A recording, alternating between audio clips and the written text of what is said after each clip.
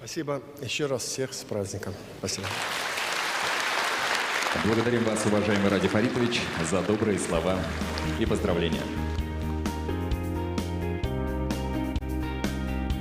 Кадерле катын-кызлар, һеҙҙе етеп килгән яҙ байрамы менән ихлас күңелдән ҡотлайбыҙ. И все искренние слова, которые прозвучат сегодня с этой сцены, все проникновенные мелодии, все зажигательные и лирические танцы посвящены вам. Дорогие друзья, милые подруги, вас поздравляет детско-юношеская студия «Тамер» и Центр танца и творческого развития детей и взрослых «Арт Апгрейд». Ҡаршы алығыҙ.